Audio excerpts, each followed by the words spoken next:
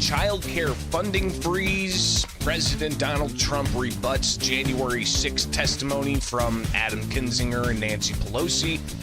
And somebody suing the federal government over how they were treated after the January 6th riots at the Capitol will join us live to provide their reaction. It is Illinois in Focus Daily. I'm Greg Bishop with you each and every weekday morning here for the Center Square. You can go to thecentersquare.com and check out the latest headlines from Illinois.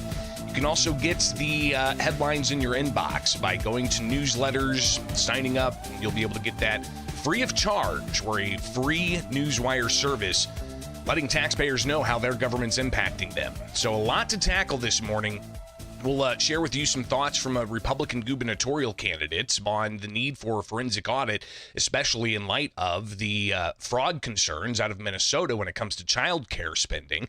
We'll also highlight some of what happened in yesterday's January 6th committee that Democrats in Congress led, where Illinois was well represented with a couple of Congress people, but also former congressmen and current Illinois Attorney General testifying. So we'll share some of that, but also President Donald Trump's reaction to some of the statements that were made. And he obviously has his take that we'll share with you as well here with Illinois in Focus. But let's go ahead and jump over to a quick overview before we get to it, because this is top news this morning as we wake up with a statement from Governor J.B. Pritzker and something that we reported on late last week and early this week about child care funding and how the U.S. Department of Health and Human Services told the Center Square that Illinois is not going to be able to draw down on matching funds from the federal government until it can prove that it is not conducting or allowing for fraud to go through.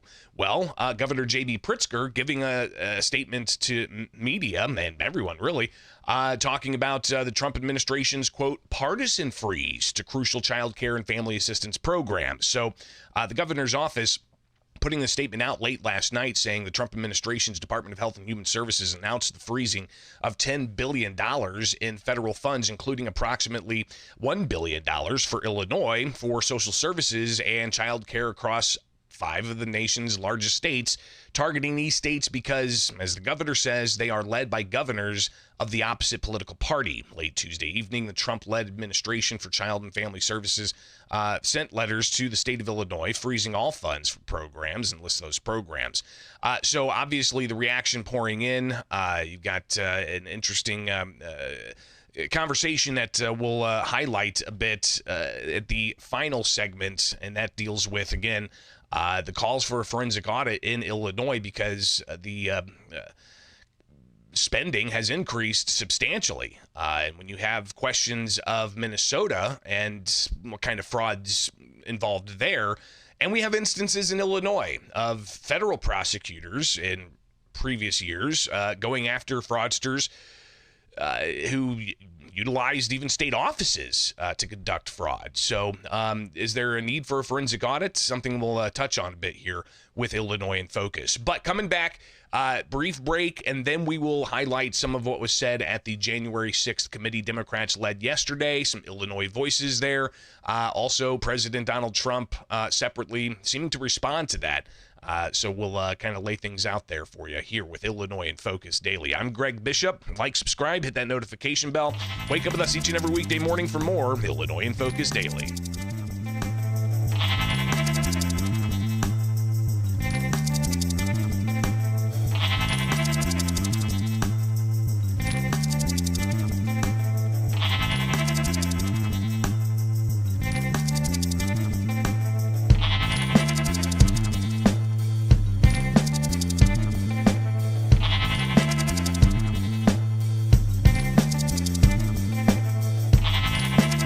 Many of my fellow Republicans even want to pretend that Donald Trump wasn't responsible for it and that he did not condone the violence on January 6th, even though we all can plainly see that it was Donald Trump who called on his supporters to march down Pennsylvania Avenue and fight like hell. You know that the news never reported the words walk or march peacefully and patriotically to the Capitol. Do you know they never reported it? It's a scandal.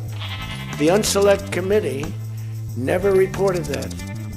President Donald Trump reacting to some of what you heard during the January 6th committee that was held by Democrats in Congress yesterday. They had several Illinois voices there. As you saw, former U.S. Representative Adam Kinzinger, who's Republican, but also somebody who is on the January 6th Select Committee. It is Illinois in Focus Daily. I'm Greg Bishop, and this segment will highlight what's going on over in Congress with Democrats seeming to put out their political messaging here in an election year, and President Donald Trump also seeming to lay out what Republicans should focus on according to the president as we face the midterm elections in November. So a lot to tackle here this morning. Let's go ahead and get right on into it. Of course, January 6th, 2021, a riot at the U.S. Capitol, and a lot of people charged afterwards in the Biden administration. Full court press going after people, charging them with a variety of other crimes and such. And then, years later, all of the questions about how they were treated, the defendants and all of this. You have President Donald Trump promising he was going to pardon them if he got a second non-consecutive term. He was elected. And then January of 2025, when the president took office, I believe on the first day, he gave a blanket pardon to all of these individuals. So that's kind of the context of where we are now, 5 years later, yesterday being the day 5 years ago that the Capitol riots took place, on the day that the Congress was set to certify the 2020 presidential election that Joe Biden won. Obviously, between the election in November and the certification, there was a lot of lawsuits, a lot of questions about election integrity, a lot of questions about the proliferation of mail-in ballots as well. So obviously that came to a fever pitch January 6th, and you saw the violence that took place that day. One person was shot that day, Ashley Babbitt, and believe that there's a wrongful death lawsuit that's in the works or going through the legal pipeline in that case. And she was a protester shot by a Capitol police officer. The only person that died that day. Now, several Capitol police officers died in the days afterwards, and Democrats point to even those who have long-lasting mental issues after having to combat those on the ground January 6th. But to yesterday's hearing, led by Democrats, you had a variety of Democrat voices, a couple of Republican voices. One was a former state official from Georgia, and you also had former U.S. Representative Adam Kinzinger from Illinois. But current Congresswoman Robin Kelly was there to testify, and she talked about several things, including how she was in the gallery when the riots happened. After being sworn into a second term, President Trump pardoned, as we know, the January 6th insurrectionists, an outrageous decision. And many have been arrested for child molestation, sexual assault, and kidnapping. He let criminals loose in our country because he does not care for law and order unless it serves him. And his violent rhetoric has only gotten worse. And Kelly went on to speculate that some of the people that Trump pardoned, she wonders, are they the ones that are behind the masks currently with Immigration and Customs Enforcement that she says is terrorizing Chicago by enforcing federal immigration law?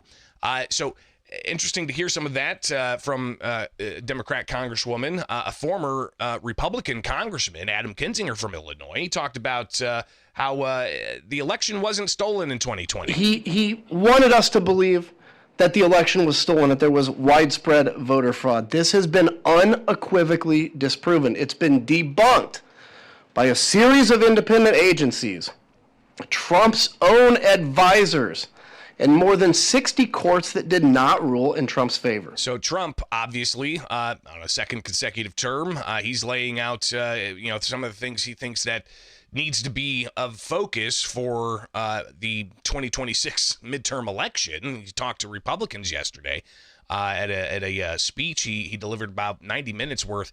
But he talked about the election, and he said that there needs to be election integrity. First of all, the election was rigged. You ought to have voter ID. You ought to insist on it. You ought to insist on it. But we have to have voter ID. And you know, when you confront a Democrat about voter ID, like in a debate or something, I said it a couple of times with Biden, and they're very embarrassed when they say, we want voter ID, voter identification. The only reason somebody doesn't want that is because they want to cheat. Our elections are crooked as hell. And you can not only win elections over that, and not only win future elections, but you'll win every debate because the public is really angry about it. So Trump talking about how he believes the voters want voter ID, and that's the best way to secure the election. He's also talked about the need for paper ballots and trying to curb back some of the mail-in balloting that's been legalized across the country, including in Illinois, where we've got permanent mail-in balloting. And a loophole in the Dropbox system, some point to, is problematic, being that somebody could drop off a whole bunch of ballots into a mailbox, essentially, and not have to prove that they are signatories from somebody else signing over saying, yeah, this person's delivering my ballot. Regardless, some questions there about election integrity, but Trump saying election integrity is a good policy that Republicans can win on, and he also laid out a bunch of other policies. But while Trump says, you know, this is kind of what Republicans should focus on for the midterm election, Democrats, at least yesterday, seeming to come out in the 2026 election year, focusing on January 6th and saying that Trump is we heard words dictator, authoritarian, and so on. You've heard these words in the past. But Kinzinger says Trump's the one that incited the violence on January 6th. Many of my fellow Republicans even want to pretend that Donald Trump wasn't responsible for it and that he did not condone the violence on January 6th, even though we all can plainly see that it was Donald Trump who called on his supporters to march down Pennsylvania Avenue and fight like hell. Now, Trump countered that yesterday, talking to Republicans. You know that the news never reported the words walk or march peacefully and patriotically to the Capitol. Do you know they never reported it? It's a scandal. The Unselect Committee never reported that. Now, Kinzinger was on that what Trump calls the Unselect Committee, but it was the Select Committee on January 6th, and took a bunch of testimony and whatnot, and then they disbanded when that Congress ended. And then former President Joe Biden actually pardoned the January 6th subcommittee. We'll see what happens with all of that, because Trump yesterday also talked about the auto pen and how the only pardon that was good that Biden actually signed himself was for Hunter Biden. So we'll see what that means for the other pardons, including for the January 6th subcommittee. But Nancy Pelosi, former U.S. House Speaker, also testifying at the Democrat-led January 6th committee yesterday. And she talked about the question of, was the National Guard offered by Trump to protect the Capitol for January 6th? Today, that president who incited that insurrection continues to lie about what happened that day. On my way over here, I saw on TV that he was claiming that we did not ask for the National Guard.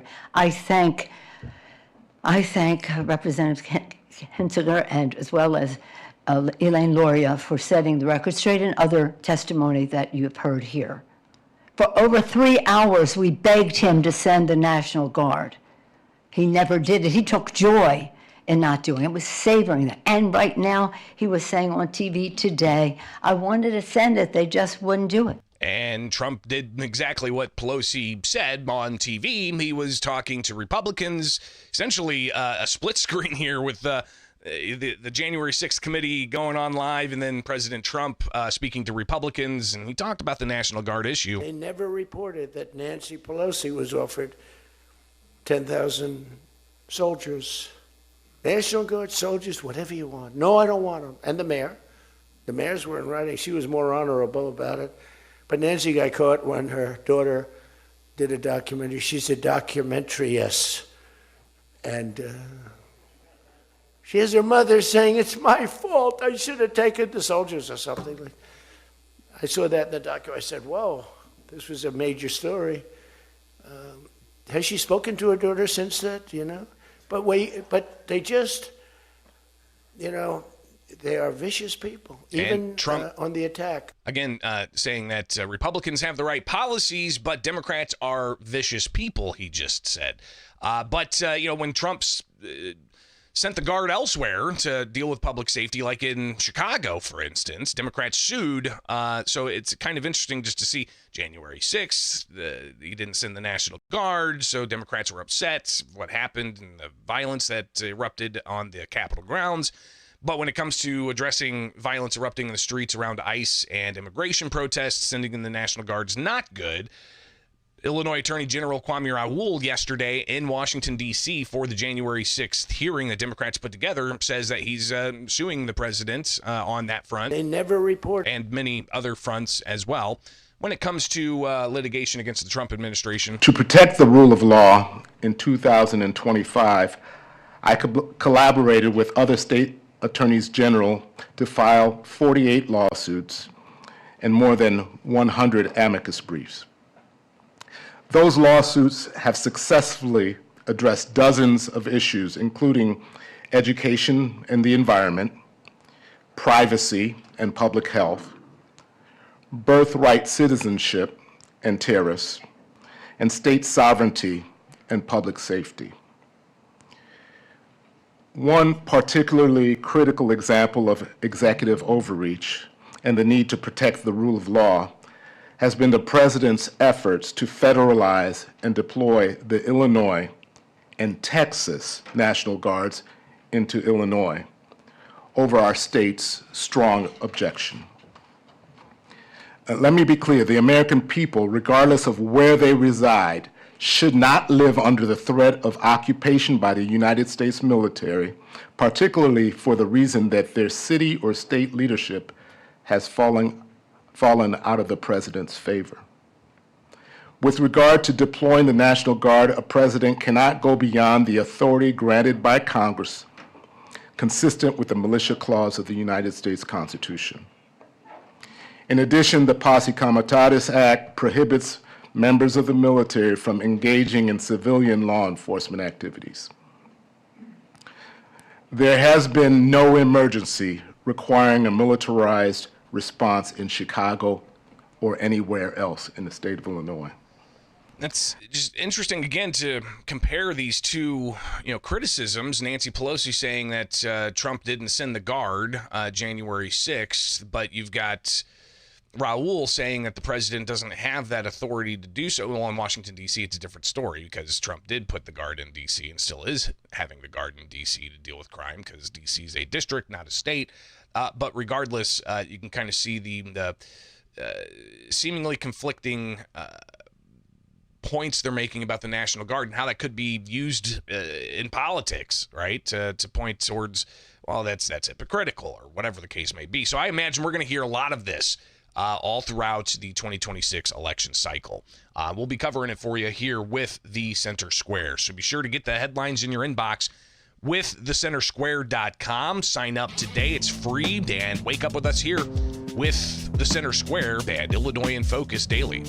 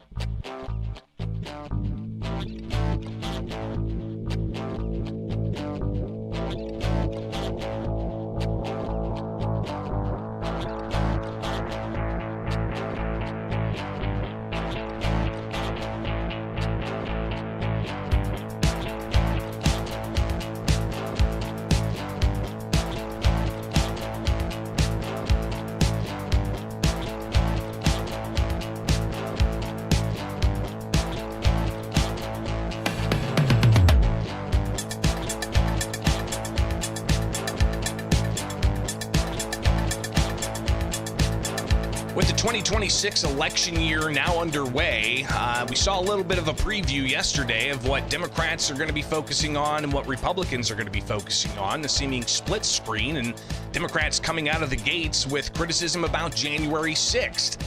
We heard it in the last segment with highlights from the Democrat-led January 6th committee yesterday, where they heard about the day of events and criticism of President Donald Trump pardoning a whole bunch of January 6th defendants.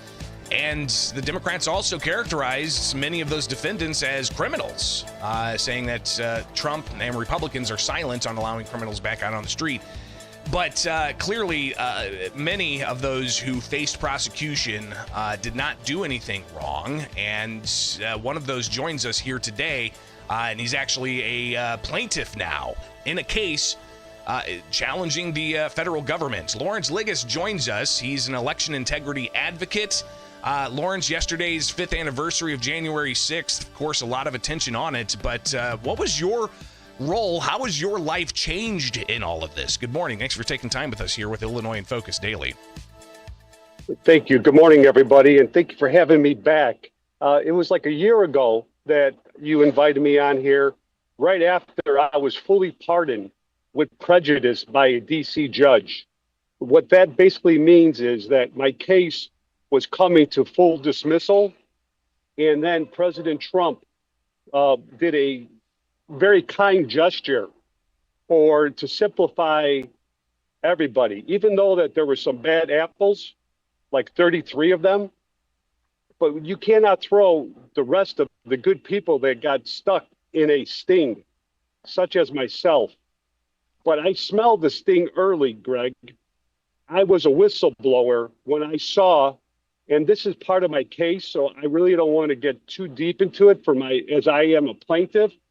I have 10 defendants that went after me wrongly, and I call it malicious prosecution. In court, we cannot use the word, but the reality is, when you're patient and you believe in yourself and you know you didn't do anything wrong, the tide turns, and it's turning very strongly, as I believe that I have the smoking gun to the truth about January 6th.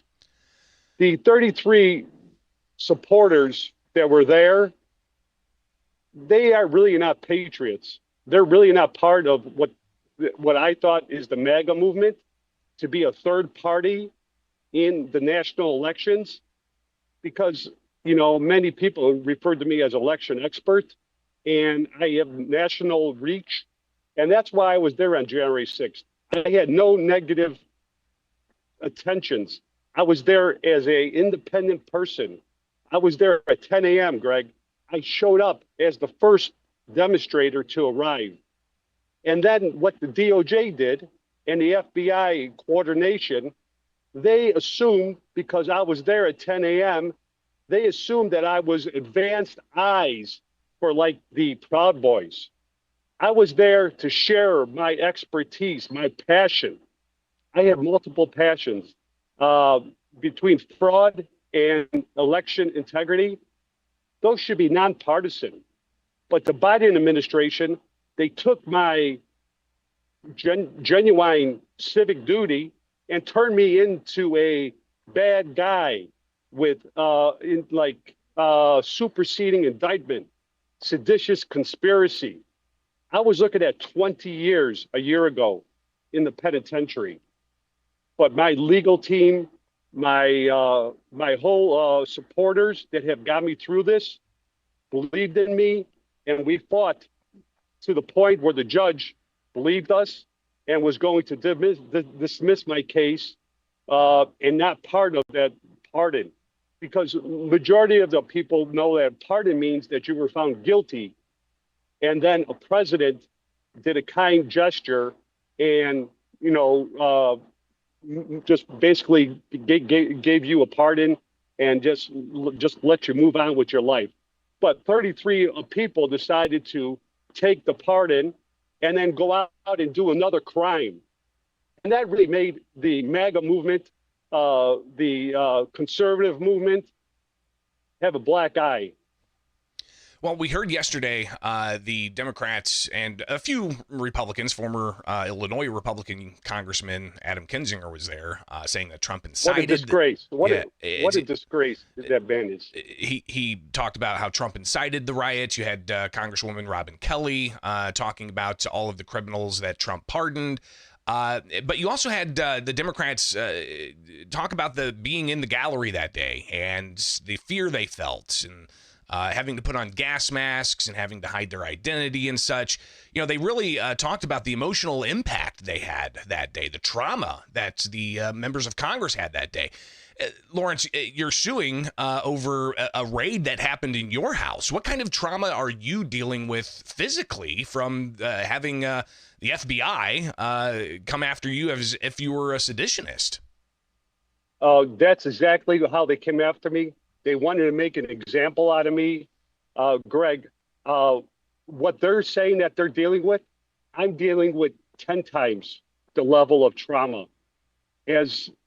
Let me share one thing that I haven't shared with many, because I was suffering with long-term post-traumatic stress disorder. I'm a miracle survivor from a near-death experience in Chicago, being targeted. I was shot point blank in the face, and a bullet went through my right carotid, and it exited back here. And this, just to be clear, this was not from the raid that happened. This was a separate incident. No, this was a separate incident. Gotcha. Many years before. Gotcha. But I was recovering from it. I was in a new path of recovery using what's called functional medicine. I fired my Western medicine team, and I was in a really good place with my traumatic brain injury and my post-traumatic stress disorder. Those evil people that did not give me a phone call, they did not even give me a chance to turn myself in for a misdemeanor offense. Normally you get a phone call before your door is battered down with a battering ram. I had no phone call. They came in with guns, masked. They all were wearing black masks, screaming, and I was looking down the barrel of a gun, just like I did when somebody shot me point blank in the face. If it wasn't for a guardian angel that I call that person, she was trained in the, I think, Navy as a medic. She saw me go down after they tried to snap my neck. She opened my airway.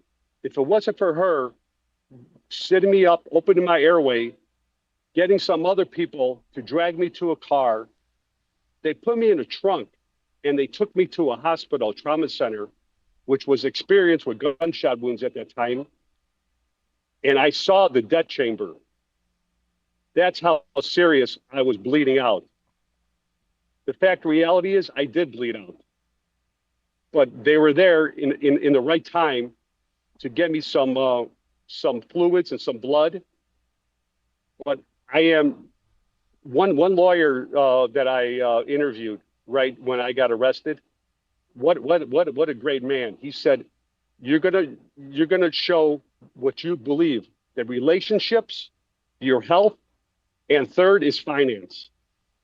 And if I could send one message, what I've lived through, if you could keep your relationships, your health, don't worry about the money. And that's how I won my case. And that's how I'm going to win my civil rights case against the government and 9 plaintiffs. Well, and Lawrence, I misspoke. Total of 10 defendants, FBI, the DOJ, Homeland Security, members of the FBI, and 2 people of the Capitol Police. Those are the bad actors on January 6th, beyond the FBI antagonizers. The Capitol Police, they were unprepared, they were not trained, and they didn't have the equipment for the large MAGA demonstration that they knew about months ahead of time. Lawrence, and Sorry, no sweat. I just wanted to share my condolence to you for having to go through that years in advance of January 6, 2021. I can't imagine. I didn't know that happened to you, and that's an incredible story. But to the January 6th indictment you faced, and the if you could just briefly walk us through that night, if you can, or that morning rather, when you woke up and federal authorities were there with masks. I mean, how did that proceed? It was basically what I thought was a nightmare, because with PTSD, you have nightmares. And I thought I was having a nightmare. And I went to my door after I heard a loud knock. And I basically remember saying, if you're the real FBI, call my attorney, Jason Cerny. So I lawyered up right away, Greg. I lawyered up right away. About 30 seconds after that, my door was battered in. I took whiplash to the forehead because I was standing by the door, because I wasn't sure if this was some other, I'm very well known for exposing fraud. I'm very well known for wanting advocate for national voter ID. So you think my actions as doing my civic duty, volunteering, you think I would get support from both ends of the spectrum, but it's not happening, because both ends, the extreme far left and the extreme far right, they enjoy chaos. So what I'm standing here, I'm basically speaking on behalf of you, Greg, your listeners, which are great people. That's what I was doing on January 6th, and because I was using free speech. And I knew what I was talking about, and I knew where all the fraud and election wrongdoings are. They came after me to shut me up, to intimidate me. And they did everything in their power to do it, using psychological torture. But they set me back 20 plus years. Several $1 million worth of medical bills that just went down the toilet. And they damaged my brachial plexus again. They really set back my nervous system. And then after that, then they put the handcuffs on me so tight, they wouldn't even let me put on socks. This was December 1st in Chicago. What weather is in Chicago December 1st? Cold. They had me stand outside, like, on a busy street. I live on a busy street with handcuffs. For 5-10 minutes, people just watching me, gawking, to send a message that about January 6th. This is the first guy that showed up. We got him. I'm there with just basically shower shoes on for them, just mocking me, using the media to basically, make this into a clown show. And then about 6 hours later, we waited for 2 hours for me to get a COVID test. I was in pain, but I didn't want to tell them. I didn't want to show them. So then they would figure, we got him. He's weakening. And I fought through it. I used all my training with, people with PTSD and anxiety, depression, how to breathe, how to not show your weakness. I used it all. Then when it came time to get the cuffs off, they couldn't get them off. I was so swollen. As I talk to you right now, I am still in pain from that day. And they explained that it's going to take years because, the internal inflammation. It's been almost 5 years, and the pain is actually increasing. But the police officers, the Capitol police officers, you heard them, testifying that they're having a hard time getting through this and everything else. Well, that was their job. It wasn't my job to be part of a sting, to be part of flashbangs shot towards a group where I was near, a peaceful group. Those flashbangs caused damage. The Capitol Police, they're on my defendant list, and I'm going to expose you. Lawrence, we're out of time, but if you could, just in 30 seconds, tell us about the status of your case and what's next. The case is moving forward. As of yesterday, my case is so strong. I believe I have the smoking gun to the truth about January 6th. It'll come out in my case. It's a tort case, and they assigned another judge to my case, which is has a strong background with tort cases, government suits against the government. So this is actually looking like a badge of honor to my case that they're putting a stronger judge on it. I'm not looking at it through a political angle. I'm looking at it through the legal angle, and I believe the court is fair, and I believe the new judge is going to do a fair job. And we'll see as it goes. We'll be watching and keep us posted on it. All right. Greatly appreciate your time this morning. Absolutely. And Greg, also, I'm pro se. I'm doing this pro se because I spoke to 16 different lawyers in Chicago and DC, and most of them said thank you, but no thank you. We cannot take the chance of being blackballed by J.B. Pritzker or by the bar associations. So I'm doing pro se because nobody else wanted to take on the smoking gun. So I'm doing it on my own. But if anybody's out there that has experience with suing the government, the federal, please reach out. And soon, a little later, I've been always a giver, Greg. And I'm going to have to ask for get some help because I fought my criminal case and I brought this to filing. And eventually, I'm going to need help. So I'll be looking out to you and your supporters. God bless everybody. Stay safe.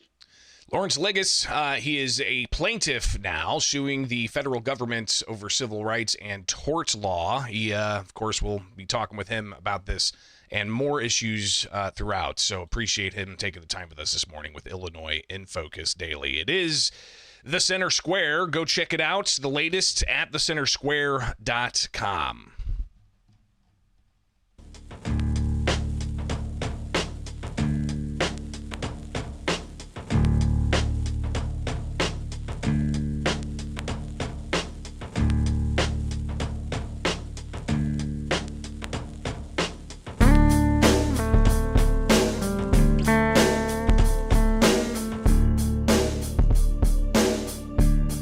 $1 billion in federal tax funds being frozen for the state of Illinois over child care programs, while a Republican gubernatorial candidate says there needs to be a forensic audit because of the massive increase in spending over several years. It is Illinois in Focus Daily. I'm Greg Bishop with you each and every weekday morning.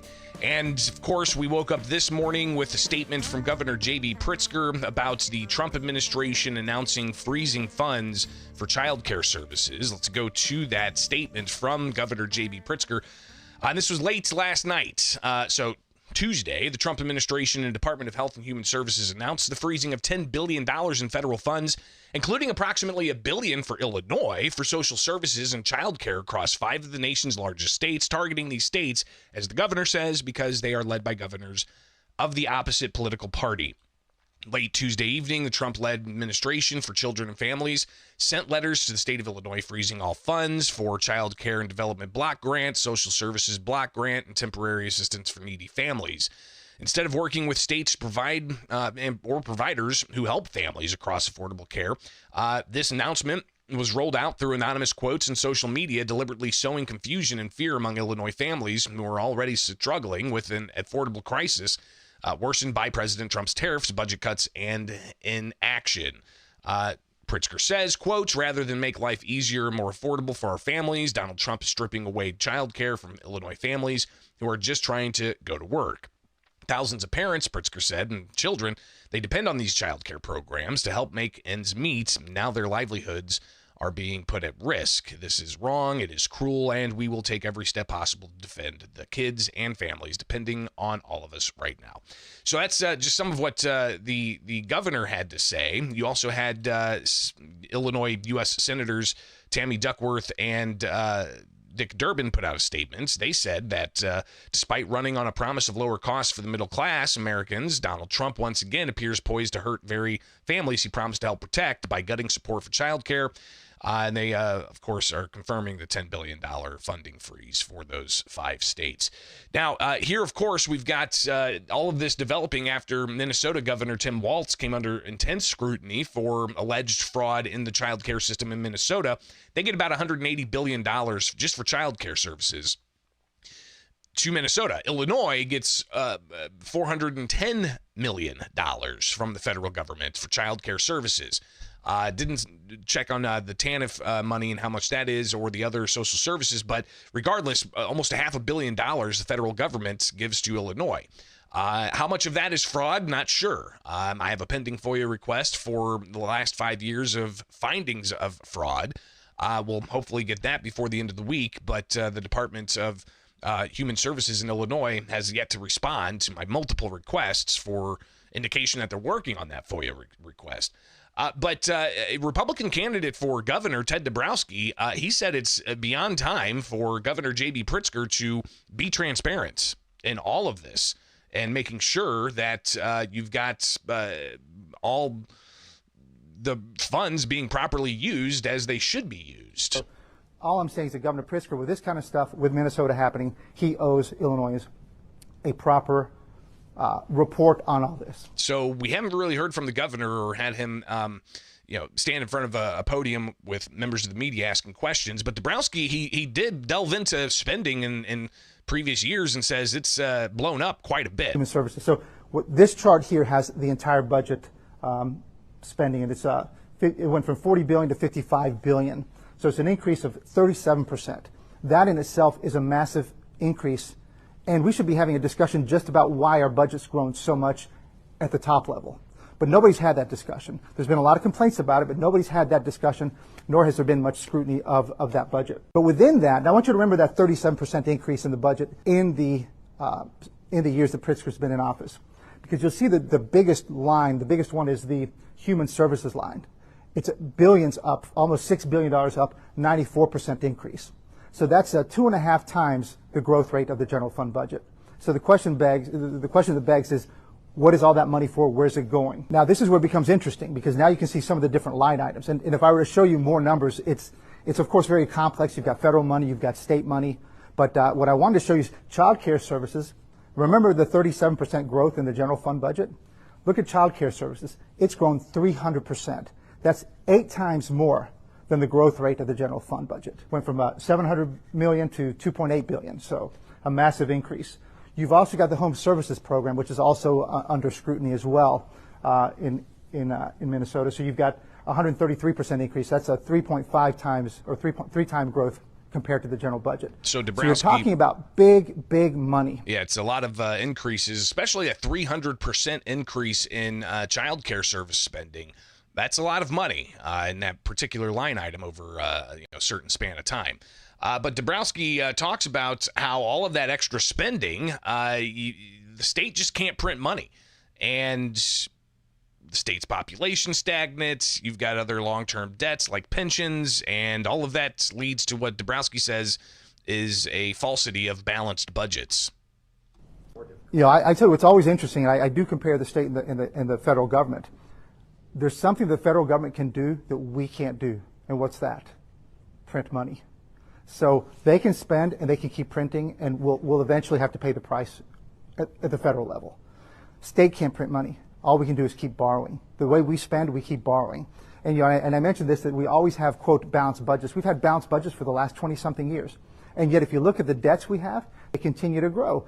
When Edgar was governor and he did his Edgar ramp on pensions, the pension debt was $16 billion. Today it's $145 billion. How many balanced budgets have we had since then? All of them. They're all balanced, and yet our debts keep going up. Well, at least the politicians that pass the budget say that they're balanced. And when you really look at it from an actuarial type of perspective, we haven't really had a balanced budget because of the amount of pension debt that there is. But Illinois House Speaker Emanuel Chris Welch, he was in front of the City Club of Chicago yesterday, and he shared some thoughts about the pension debt and how to address it. There's a lot of folks in this room that will tell you that Illinois has a revenue problem. Some will disagree with that passionately, and we're allowed to do that. But some believe we have a revenue problem. And, quite honestly, to solve a lot of the issues that we're going to have to address over the years, we're going to have to honestly address that revenue question. And I have said this in every town hall meeting I've had, so I'm not breaking news, that I believe we should tax rich people. We should tax millionaires, very similar to the way they do it in Massachusetts. A surcharge tax, we tested that twice on a ballot, and people support surcharge taxes on millionaires. We know we have a revenue problem, and if we had more revenue, and that's one way to do it, you can address pensions. But I think we should have these discussions. A revenue problem, the speaker says. We've seen a $16 billion increase since Governor Pritzker took office of spending. We've seen, what does that go from 36 to $55 billion? So you're talking, about $16 billion. And that's a 40+% increase in spending. So does Illinois have a revenue problem? We've seen tax and fee increases every year since Pritzker's been in office. Gas taxes increasing, variety of corporate taxes increasing and such, cigarette taxes, gaming taxes, and the list goes on. But is it revenue an issue, or is it the spending philosophy? Republican State Representative Martin McLaughlin from Barrington Hills, he talked with the Center Square's contributor Glenn Minnis, and said that it's a philosophy down in Springfield that needs to change. Let's start by the state legislature is supposed to be a part-time job. We're supposed to be citizen legislators, but the Democrats have made these highly paid jobs that allow them to do them full-time. And so with that being said, the Democrat machine controls the people that need these jobs. And they, when they ask them to jump, or they ask them to increase taxes or increase service fees, if these 20 to 45-year-old Democrat reps want to keep, or senators keep their jobs, they better listen to the checkbook that's coming from the governor, from Harmon, and from Welch, because if they don't, they're going to lose their $100,000 job, and then what will they do? Guys like me that are doing this for a service have a different perspective. I would do this job for nothing. I'd do it for free, and I can't say that about most people down in Springfield. One thing that Welch said was the importance of 60 votes in the House being Democrats and showing unity, so that if legislation wants to advance, it has to have the 60 Democrats. Doesn't matter how many Republicans, but it kind of shows a little bit of what McLaughlin's saying about, the young Democrats who want a long career in politics will essentially just conform with whoever is at leadership, and that right now is House Speaker Chris Welch. Fascinating stuff, and we'll see if there is going to be true transparency on the child care spending front, especially with the announced freeze, what that means for Illinois, and the ongoing questions of the state's spending priorities. All right, it's Illinois in Focus Daily. Get to thecentersquare.com. Sign up for the newsletter today.